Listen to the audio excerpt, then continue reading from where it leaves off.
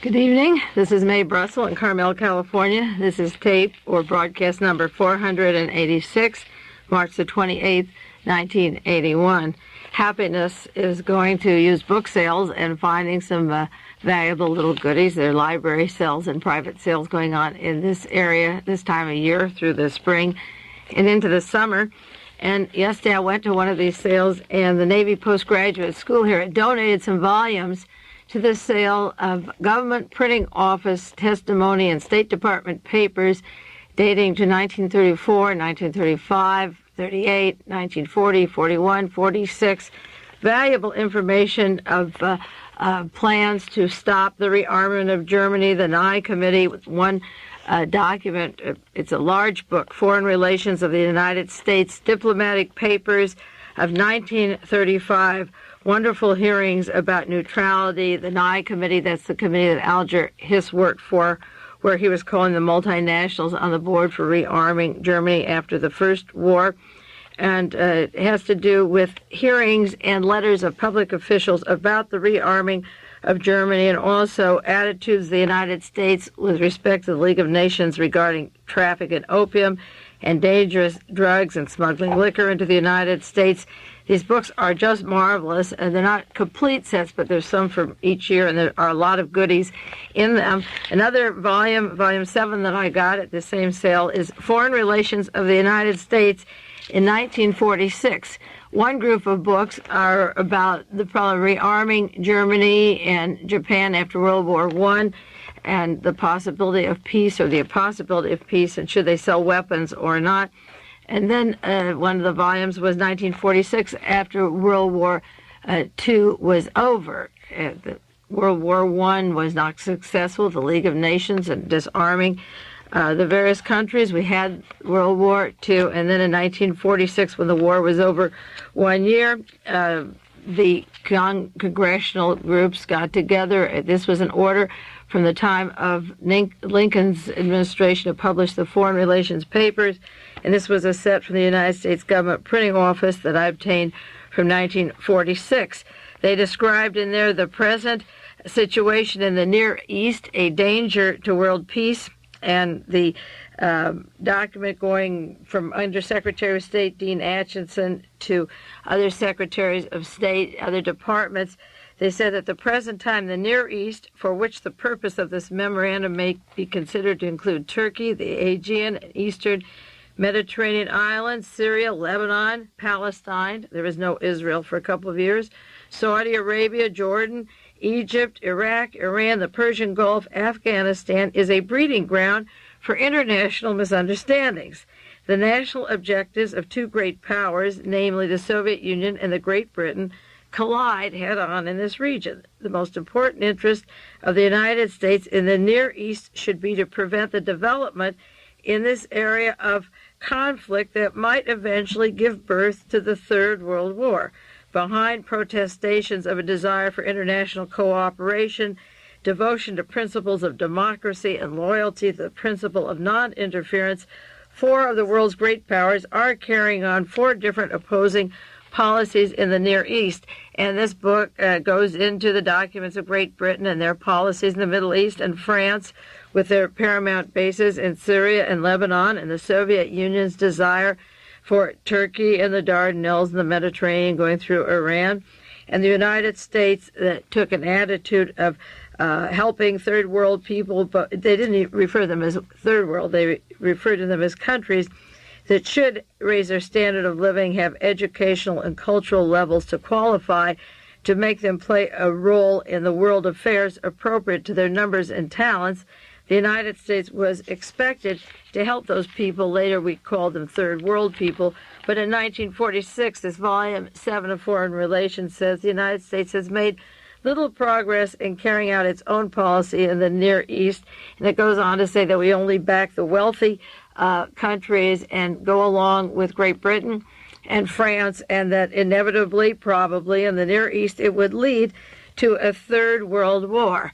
Now, that was 1 year after World War II, and the Foreign Relations summary and the documents and the correspondence of the State Department published by the United States Government Printing Office detailed the causes for World War III and what we should do and what we didn't do, and made it very clear that far back in 1946 that we made promises to the impoverished nations and didn't keep up with them, but played along with the major nations. And as I say, it would lead to a conflict of war.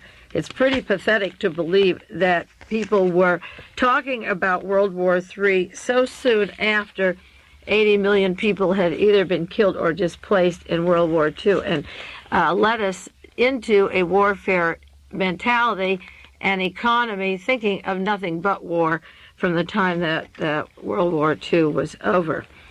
A few weeks ago, with the exception of last week, I've been talking about the banking scandal of the Wells Fargo Bank in California, linked to the Nugan Hand Bank. That's Frank Nugan and Michael Hand. It was their names that were used in Australia. The missing CIA money. In case those of you didn't hear those broadcasts in 1 second, I'll try to summarize it. A bank was formed in Australia in the 60s, late 60s, 67 or 68, with money that was supposed to go to Southeast Asia, but it was CIA money linked to the assassination team's black money or killing money, espionage money linked to narcotics traffic, and set up solely for the CIA. And after the conflict in Southeast Asia was going full speed and about to wind down, a Michael Hand of the Green Berets Special Forces of the Phoenix program, who worked with William Colby in Southeast Asia, combined with Michael Hand to form a bank called Nugan Hand. It was Frank Nugan, the Special Forces agent, and Michael Hand. Frank Nugan was murdered last year. About 12 people related to that bank story have been murdered. One of them, John Paisley, who worked for the National Security Council and the CIA, who had direct links from his yacht to Australia and worked with the people in the CIA involved with the Nugan Hand Bank. And Michael Hand is missing, and as yet there's no speculation about where he is, although this will make important news stories if he is indeed still alive. If he's dead and some people murdered him and haven't been killed also, the story will continue to surface. And in the process of the CIA and FBI investigating that missing $55 million, it was anywhere from $55 million to $1 billion, the FBI and CIA tapped into, I believe, the Wells Fargo Bank in Beverly Hills. Now, as yet, the news media hasn't connected these two banks, but I believe that time will make a connection. In time, you'll see the connections of the Wells Fargo to the Nugan Hand Bank. Now, the Wells Fargo story broke in the sports section of various newspapers.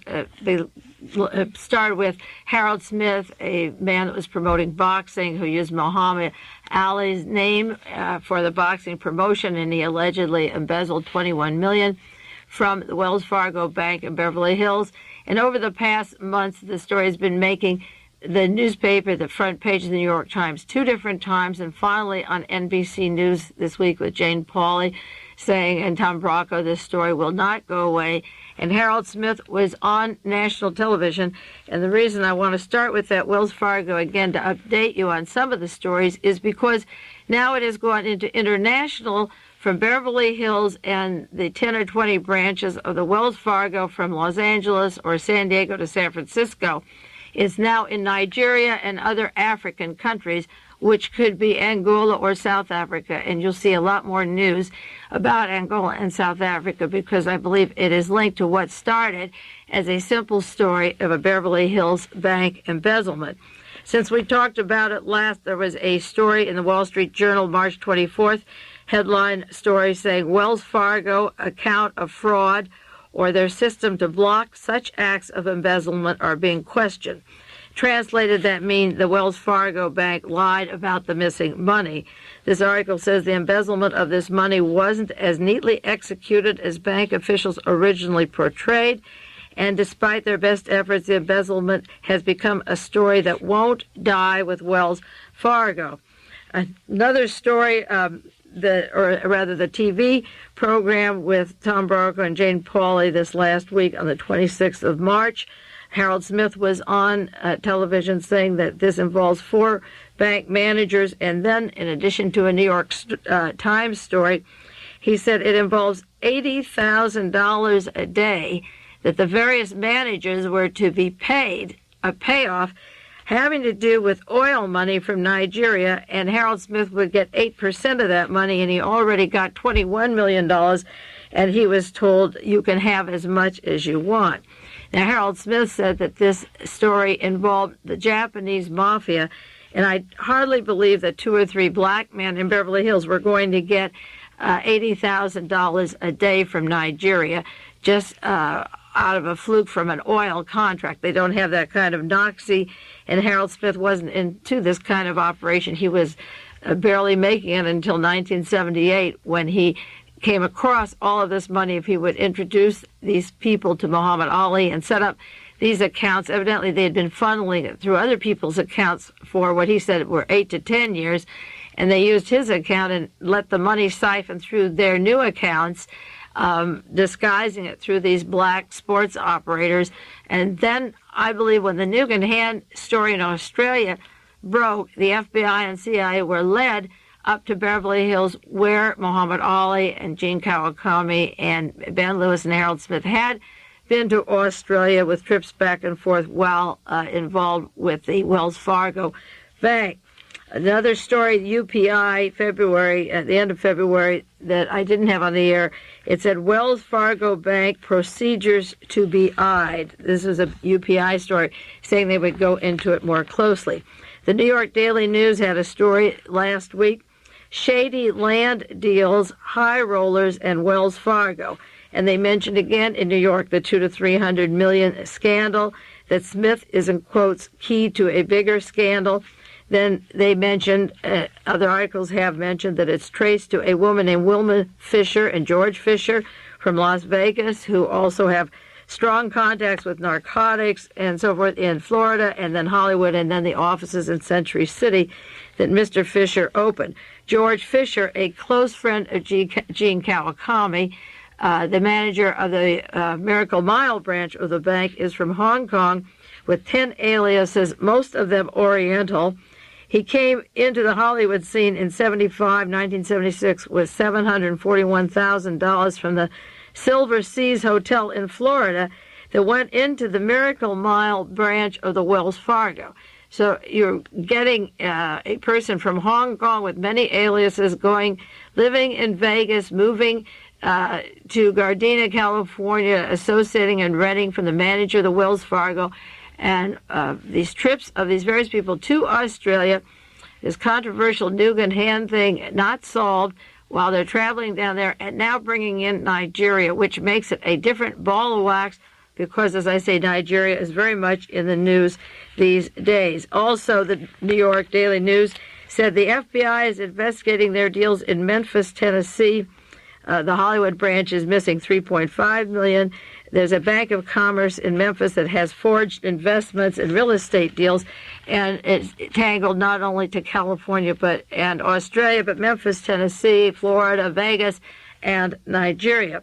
Another article in the Santa Barbara News, Harold Smith, in quotes, says they were laundering money through my account. The Wells Fargo's most crucial documents are missing, and the bank says they do not exist. Another story, this is the LA Times. Muhammad Ali allegedly received $1 million from the funds of Wells Fargo. A few weeks ago, I mentioned that Muhammad Ali said this story would make any Hollywood script look very mild.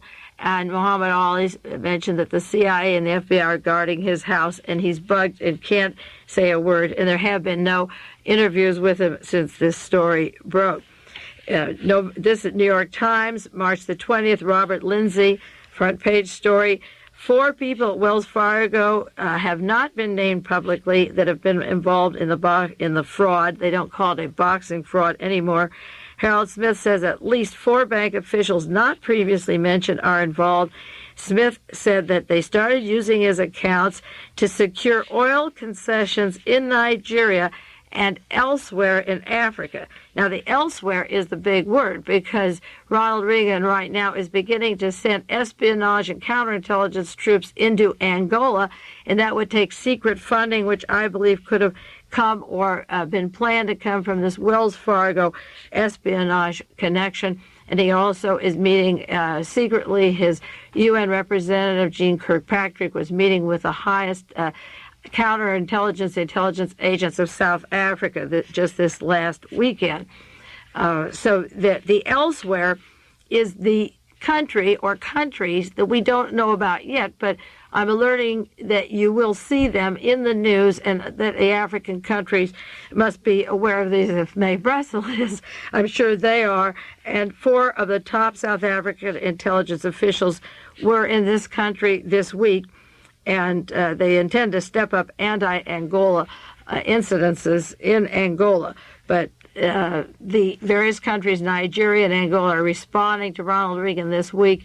Stay out and don't mess with us. And they must be aware that this money or investment can't just be oil, but must be organized crime and counterintelligence if they're paying such kinds of fees, siphoning $80,000 a day to a group of people in California.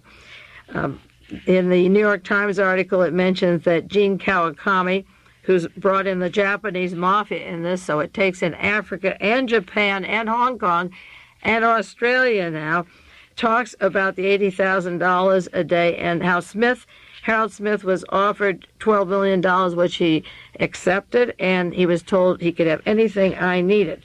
According to the New York Times article, Mr. Lewis, that's the manager of the Beverly Hills branch, and Mr. Kawakami, that's the manager of the Miracle Mile area, Wilshire District in Los Angeles, were close friends with other Fargo executives, and a number of them, many more than Wells Fargo has acknowledged, were involved. Now, I'm talking about $55 million in Australia and this $200 to $300 million in Beverly Hills, and I will be bringing this up as these countries break in the news, because I think that they tipped into the Beverly Hills espionage area of funding counterintelligence when they were looking for the FBI, the CIA connections down in Australia, because all these people, as I say, were linked and down in Australia. William Buckley had an article in today's paper, the Sunday paper, meeting with South Africans, and he puts down the fact that Ambassador Jeane Kirkpatrick was meeting with General P.W. van der Westhuizen and talking about relationships with South Africa. The only thing that would force her to do that if it really was illegal, because Andrew Young had to resign as ambassador to the UN when he went one Saturday afternoon to the home of some of the PLO.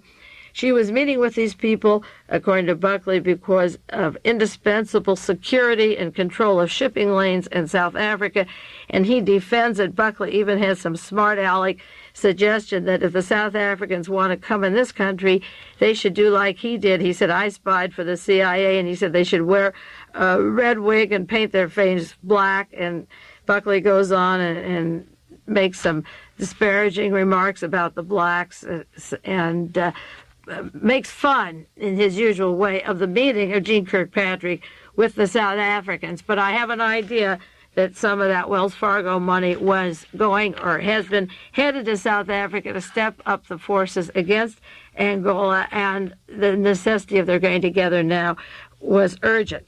Also, today's paper said secret U.S. mission will visit Africa. And again, the United States is sending, how secret can it be if it's an Associated Press story?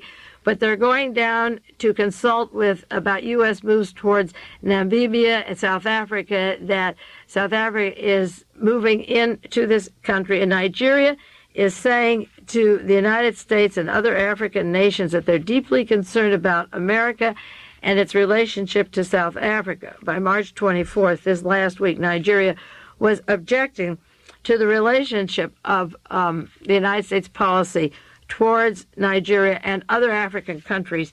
And I think that the Wells Fargo story is going to bring a lot more missions to South Africa and other countries.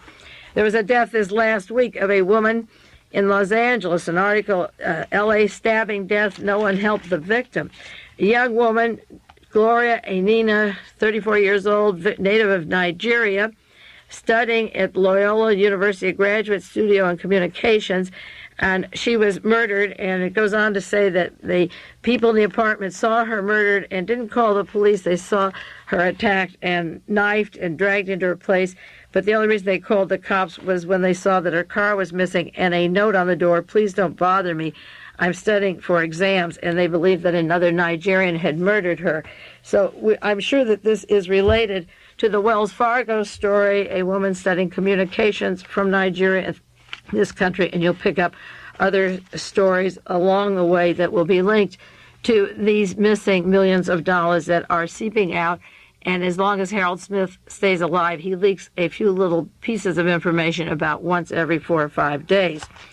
Now, there's a lot in the news about the backfighting and the stabbing going on, the anger of Alexander Haig, and I've avoided talking about him for a few weeks, but I guess I have to mention him at this time, as repulsive as it is. Alexander Haig is mad. He wants to be head of the emergency contingency unit. He wants to control foreign policy, and he also wanted to have total control of domestic policy. Alexander Haig could create a Reichstag type of operation and take control of the White House. He had it when Richard Nixon was slipping out of office, and he worked closely with Alexander Butterfield, the man who taped Richard Nixon, to make sure that Nixon got out of office, and Haig and Butterfield had been closely associated in the Pentagon together from the time that John Kennedy was murdered. They had been associates. Incidentally, Alexander Haig had called in his friend Butterfield into the White House in 1969 when Richard Nixon was president, January 69, and Butterfield was living in Australia. That's the time when the Nugan Bank was full steam. It got a lot of money in 73 for counterintelligence operations, but also it was being set up in 1969 and the late 60s, and that's when Alexander Butterfield was stationed in Australia. And as soon as Nixon was in office, he was called back and went into the White House. He was, as I say, in the Pentagon with Haig and Butterfield were together at the time, right after John Kennedy was murdered from 1964. Then they went on to take other jobs. Butterfield went to the War College and then down to Australia, and Haig worked his way up. And I'll do a little bit more on that in a minute. Well, Haig would like to take over the White House and the domestic affairs, but there were a couple of incidences last week that I think stepped in his way. I think he's moving too fast, too far. There's too many of them taking position, but he really, I think because of what he knows, went on all these years through the White House and being there at the height of Watergate as well as every other crucial period through the 60s and 70s, he just assumed that he could walk over all the new people that are in Washington right now who haven't been there that long, the new team that Ronald Reagan has appointed. And there were several things that happened before the quick announcement that Vice President Bush would take over the domestic emergency team that is being formed. The first story last week was one that Bush had been shot. The person was apprehended and arrested. It was taken right out of the news, and we haven't read much of that. We know Bush wasn't killed, but the person that was arrested might have told something that he wasn't supposed to say. The second thing is the hushed-up affair in Florida last week of the 13 men camouflaged down in Crystal River, Florida. There hasn't been a thing in the news all week about that with their semi-automatic weapons, and they were a group that allegedly were recruited by Soldier of Fortune, which is a strictly CIA organization, operation, and publication. And they belong to a Vietnam Special Forces group. Again, the same assassination type team that were set up, funded through the Nugan Bank in Australia for taking over America or whatever they need to do domestically overseas. This group was headed by somebody from Birmingham, Alabama, Franklin Joseph Camper, and they had guerrilla warfare manuals, automatic weapons, trained in the military and counterintelligence. They carried the usual kinds of weapons, Soviet weapons, Japanese, Israeli weapons, and were linked to the CIA and Army bases nearby. the FBI and the Bureau of Alcohol, Tobacco, and Firearms haven't been alerted to arrest them. They've passed it off that they simply trespassed a little too far near an atomic energy place. But I'm not sure that they were supposed to be near an installation and just went a little bit too far over and didn't know what they were doing. I don't believe that for a minute, and these people have not made much in the news in terms of biographies or what they were doing. As I said, they worked some in World War II and in the Green Berets in Vietnam. They could have been trained as mercenaries for United States terror or the type of Reichstag taking over a particular city or even a state, or coming down with some kind of using atomic bombs to terrorize this country. It's that kind of an activity that would put Haig in office, even though the line of succession doesn't go immediately to Haig. He did manage to take over very nicely when Nixon was eased out. And besides the early rumor of Bush's death, and also this group of people that were apprehended just by a fluke in Florida, there was a dinner in Washington, D.C. in honor of Haig that indicates the way Haig was moving just too fast. And if I were Ronald Reagan or George Bush, I would be a little bit scared of this power.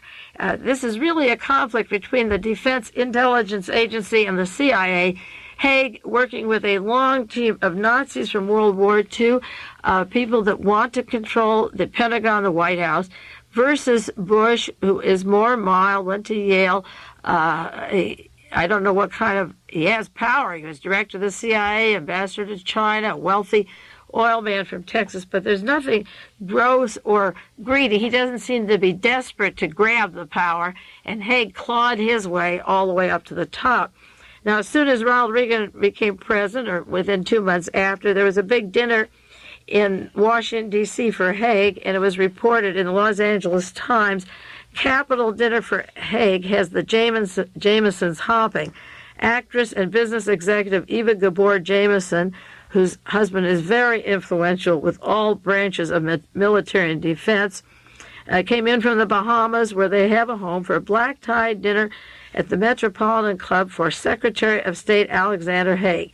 Senator Charles Percy, the Foreign Relations Committee, was there. Admiral Thomas B. Hayward, Chief of Naval Operations, British Ambassador Sir Nicholas Henderson, Prince and Princess Yoka Trubetsky, Washington developer C. Wyatt Dickerson, the Prince and Princess, Troubetz, is their name. Albert A. Grasselli, Vice President of International Division of Rockwell International. Frank Jameson, the host, was former affiliated with them. General Lyman Lemitzer, former Supreme Allied Commander for Europe and former Army Chief of Staff. Warren Adler, who publishes the Washington Dossier, and Mrs. Adler. Tunisia's Ali Heder, Hungary's Ferenc Ester Gallos, I'm not pronouncing that right. Jordan's Fazad El Sharaf, Ireland's Sean Donlan, Admiral George Anderson, former Chief of Naval Operations and former Ambassador to Portugal, where the Jamesons also have a home. Harry Combs, President of Gates Learjet. Donald Daly, President of San Diego's Daly Corporation. Thomas Powell, President of Martin Marietta Corporation. John Winkle, Vice President of Used Aircraft, Ben Schemmer, editor of the Armed Forces Journal, and so forth. There's a little dinner party for Haig, and I should think that with this kind of promotion of his social life and this power, you could get a coup d'etat. The one in Spain didn't work, where the king was kicked out, where the military were held at bay and the various forces didn't go along with them. In Chile, you did get a military junta overthrow the government that happened in South Korea. It does happen, and the United States has to face the possibility that you have a team there that are power hungry. Democracy doesn't last forever. If there's a national crisis or an emergency, and they will create the crisis and they will create the emergency, these people are all behind Alexander Haig. That's a lot of people, because even though Reagan has his kitchen cabinet of a few old cronies that have been with him a long time, they don't have the power of this who's who of the dinner party for Alexander Haig. I'll do more on Haig and the power struggle in the White House in a minute. We'll take a break now because 30 minutes has gone by, and I'll be back with you in 1 minute. This concludes the first half of World Watchers International with Mae Brussell. We will return with the second half after a brief pause.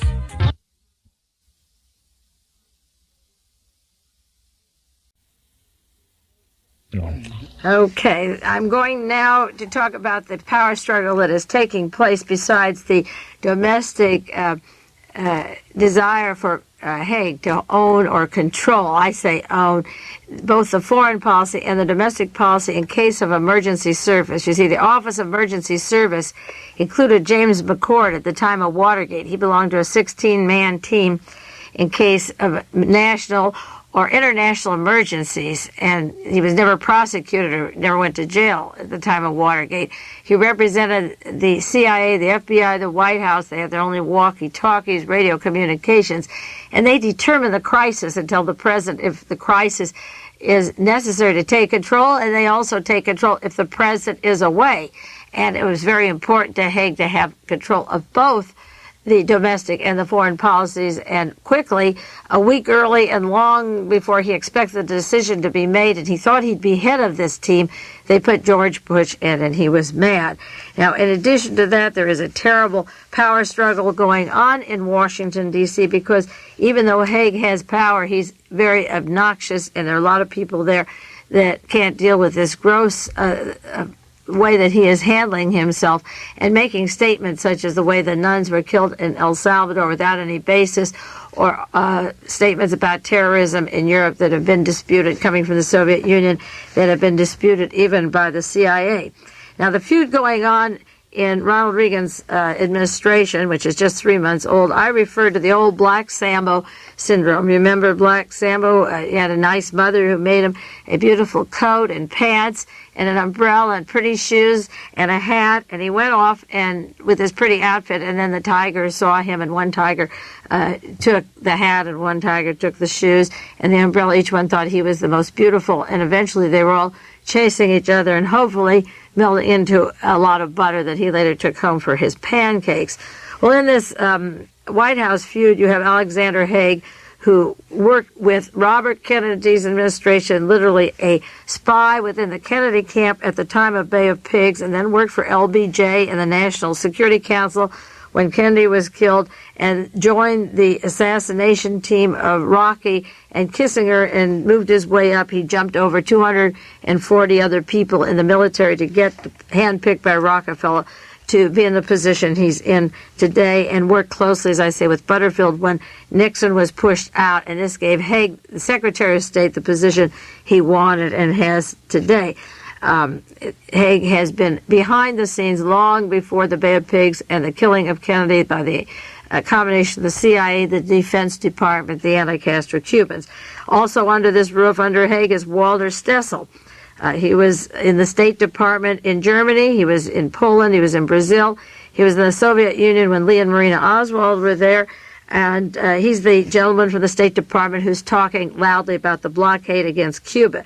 Each one has their favorite shtick, and Stessel's taking the Cuba one, and Haig is going with the terrorism. The Russians are the greatest terrorists in the world. I might have mentioned on the program before, I used to live next door to Walter Stessel. He lived next door to my folks. The Stessels moved away. His mother's still friendly with my folks. He went to Beverly Hills High School, and I knew him when I was growing up. He's right under Haig right now at this time, and knows what went on in terms of the Kennedy assassination because of Lee and Marina working for the government and the CIA and Navy intelligence while they were in the Soviet Union, and Marina coming back with Lee.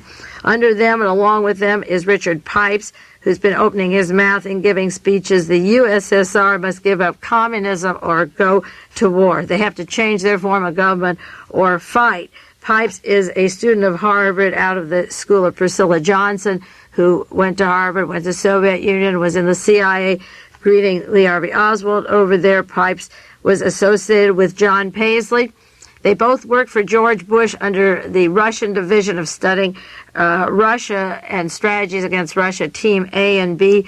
Paisley was murdered, and Pipes took over the main position, and he's our expert on Tsarist Soviet terrorism, that it's in the blood of Russians to be terrorists because the Tsars were terrorists and taught it to the Bolsheviks, and that's why they can't give up terrorism. And then under them is Richard Allen, or along with him from the National Security, Ronald Reagan's assistant there, who says that the Allies are too pacifist. His shtick is that it's better to be dead than red, and he's telling our allies, hey, you're too soft now. You'd rather be red than dead. And he's been scolding the Allies, and they're not sure they want nuclear weapons in Europe. So Richard Allen that's his speech. He gave that speech before the Young Americans for Freedom last week. Young Americans for Freedom was formed by William Buckley in the CIA with Douglas Caddy, Robert Morris of the early House investigation committees, the Internal Security, left Washington to go down to Texas in 1962 to help form Young Americans for Freedom, and that's when Volkmar Schmidt and Larry Schmidt and Bernard Weissman and a group from Germany, military intelligence, U.S. military working in Germany, came to the Dallas area for the Kennedy assassination. So he was speaking to this group of Young Americans for Freedom who got their start planning to take over the United States, and part of the plan included killing Kennedy. And William Casey of the OSS CIA days, he's the other part of this team.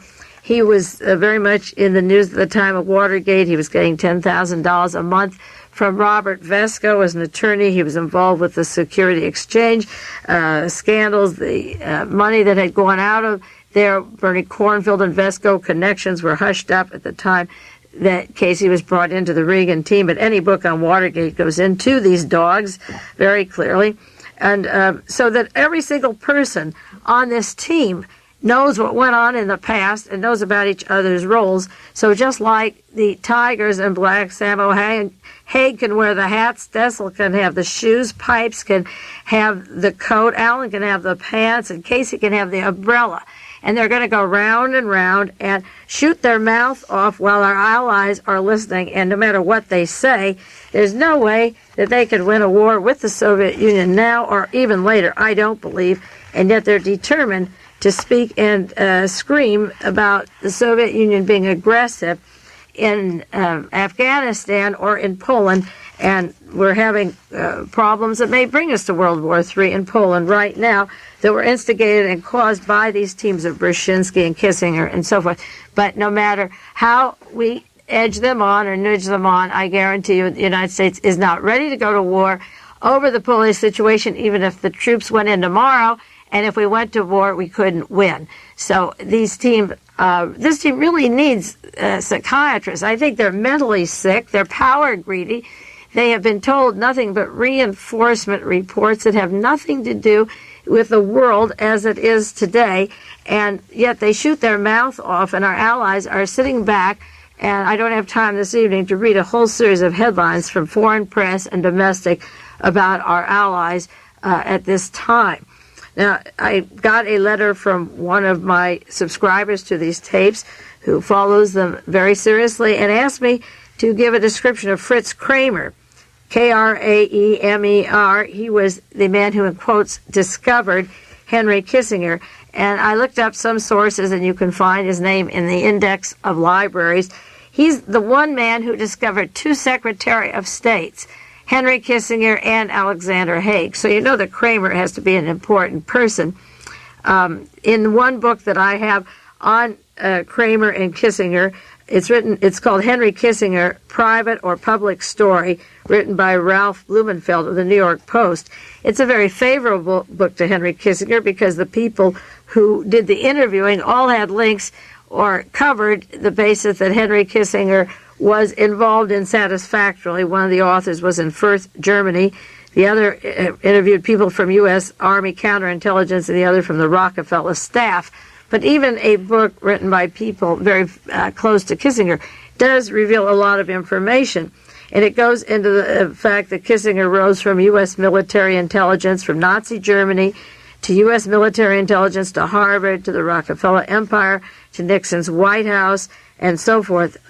he never encountered violence from Nazis. This book says when he lived in Germany and was a young person, he came to the United States. He had close contacts in Fürth, Germany, with a man named Harold Reisner, R-E-I-S-S-N-E-R, who became head of the Reisner Chemical Company in New York City. He moved in with a Christian family after the war. He had two close friends who were Protestants, Carl Friedrich and this Fritz Kramer. Friedrich was his professor of government at Harvard, and Kramer went on to the Pentagon to be political advisor, and as I say, the man who discovered Henry Kissinger. Kissinger became a United States citizen, and then when he was 22 went into Germany just as the war was winding down into U.S. Army intelligence. And in 1950s, he was teaching at Harvard University. I mentioned on another program that he was informing for the FBI and CIA on various students that were maybe too liberal or too left, as when he was a professor at Harvard, he was a snitch for the Defense Intelligence Agency. He left Harvard in 1954 to be on the Council of Foreign Relations in New York and write their policy under Nelson Rockefeller.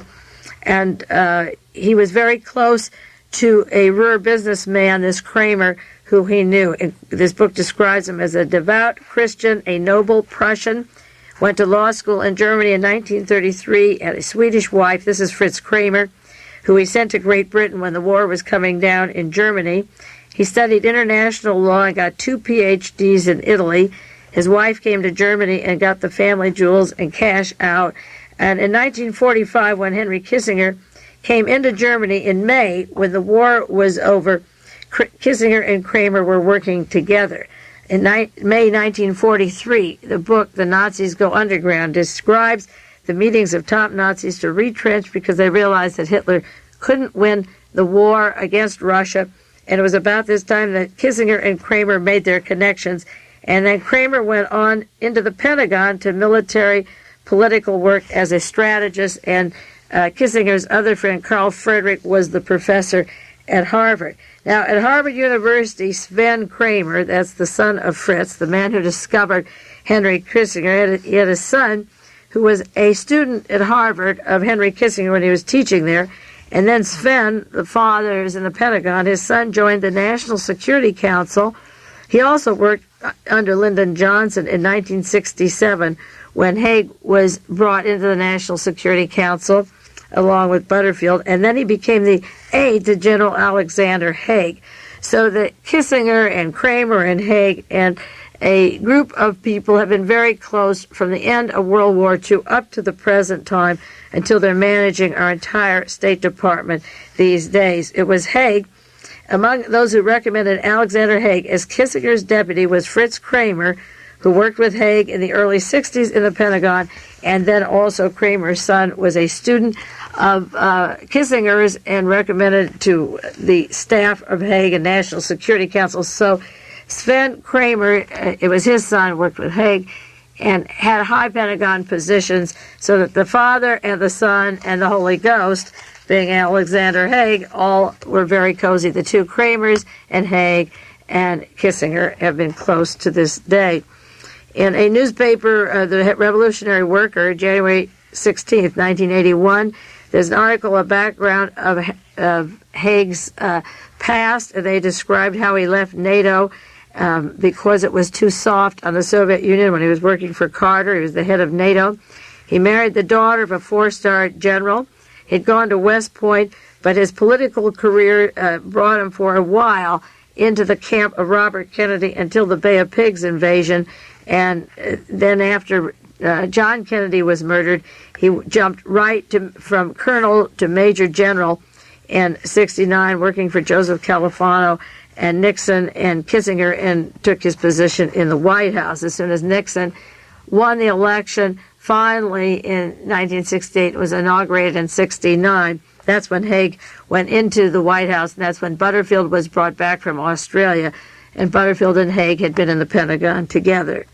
He was promoted over 240 more senior officers. He became a 4-star general, deputy chief of staff of the Army, and controlled the White House under Richard Nixon at the time that his buddy Alexander Butterfield was bugging Richard Nixon, and those tapes would remove Richard Nixon from being in office. There's an article by David Broder called The HAIG Ego that was in the paper this Sunday, March 29th, and it tells about Haig working in the Army 17 years in 1964, going on to Washington and to the Pentagon and working for Joseph Califano.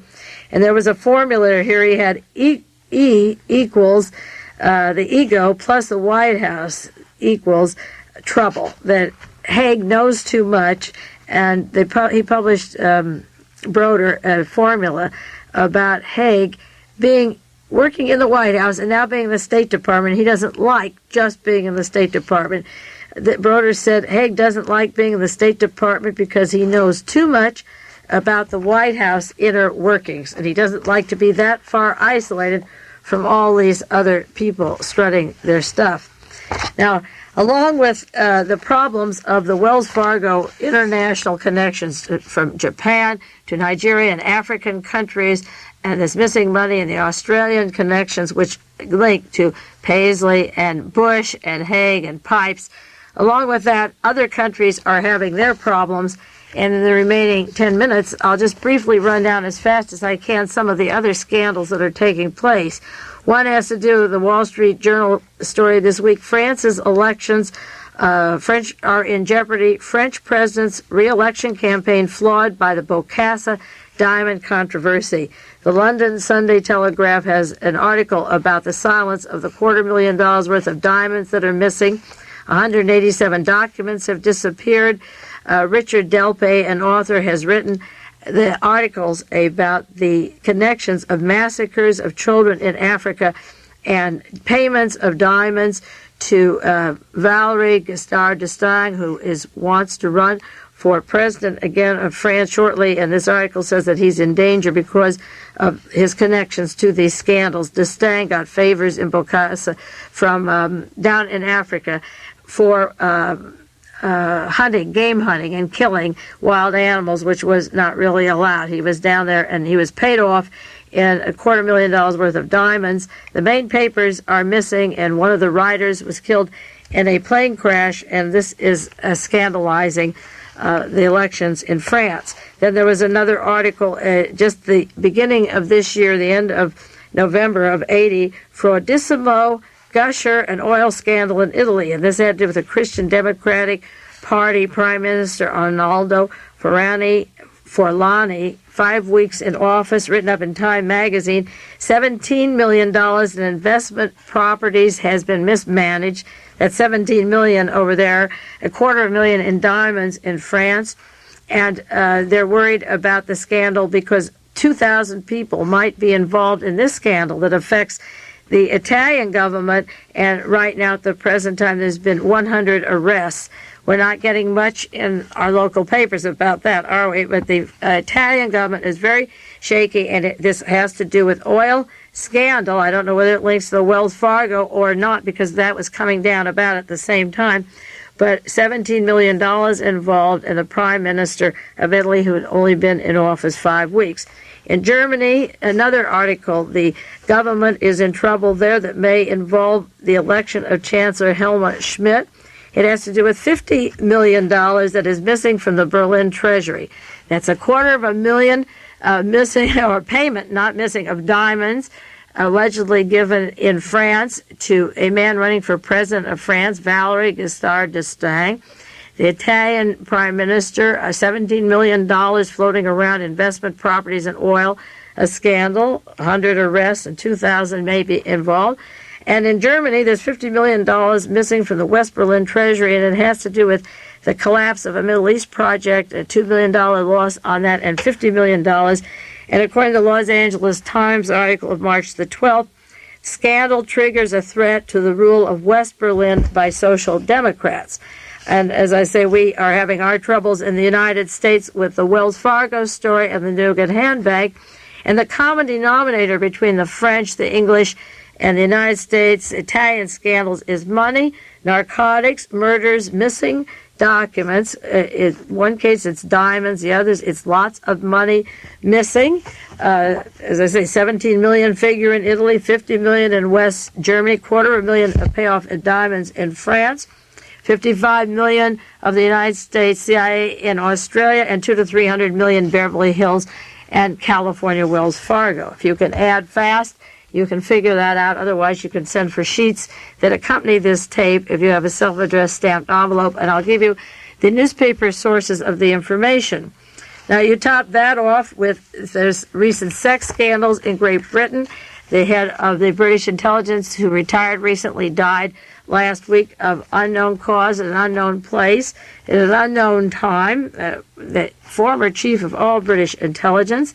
And then this week there was another upheaval, a book coming out, a British writer alleging that one of their top officials of the government had a house where he had sex parties, Tom Drayberg, with members of Parliament and the cabinet with homosexual liaisons and fixing up the top people of government, similar to Bruce Roberts' story of blackmail and gemstone files, the sort of fixing people up and getting the top heads of government compromised and photographed.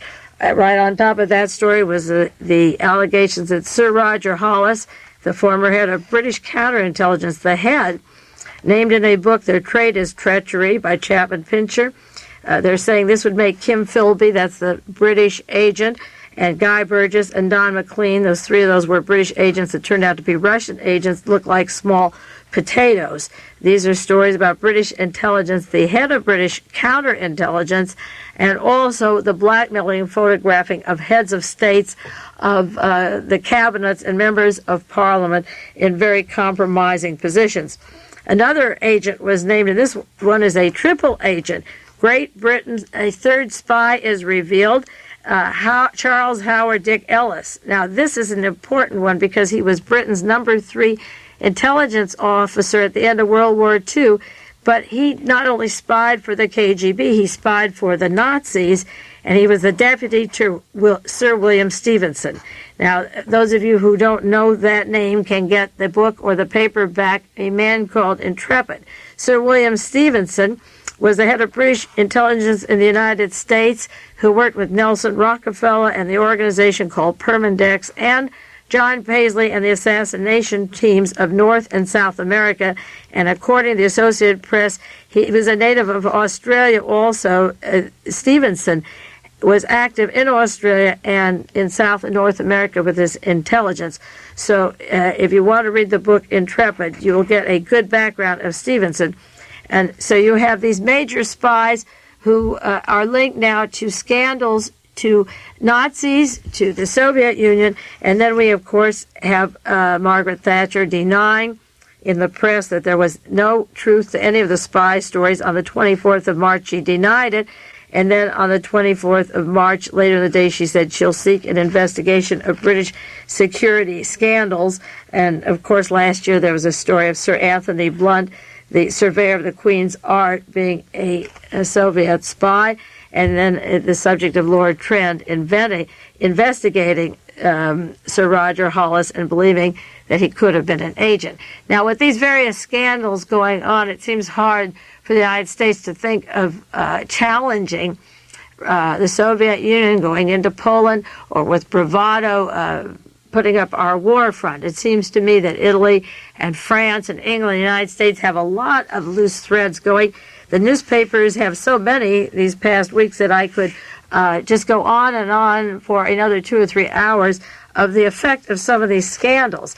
The United States is going to have an investigation, the FBI, of Paula Parkinson. Jack Anderson calls it the sex scam. Again, the gemstone story. Paula Parkinson is a lobbyist, and she works for a group of people that she has a particular group she lobbies for.